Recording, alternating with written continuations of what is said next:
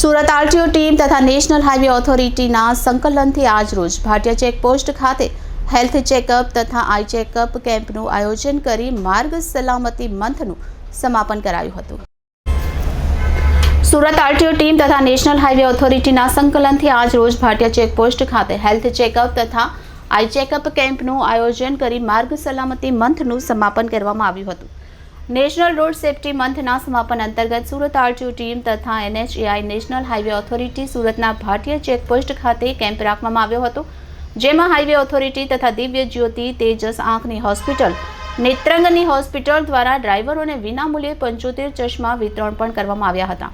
96 ડ્રાઈવરોને sugar અને blood pressure check કરવામાં આવ્યું હતું, તેમજ 96 ડ્રાઈવરોને આંખનું ચેકઅપ તેમજ 16 ડ્રાઈવરોનું મોતિયા માટે રિફર કરાયા હતા।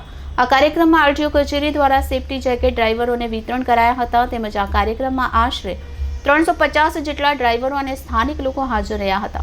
કાર્યક્રમમાં આરટીઓ કચેરીના રોડ સેફ્ટી નોડલ અધિકારી શ્રી કેવી પટેલ સાહેબ, શ્રી એનપી પટેલ તથા શ્રી ડીબી અસારી તથા road safety trainer Shri Brijesh Verma તેમજ હાઈવે ઓથોરિટીના અધિકારીગણ ઉપસ્થિત રહ્યા હતા।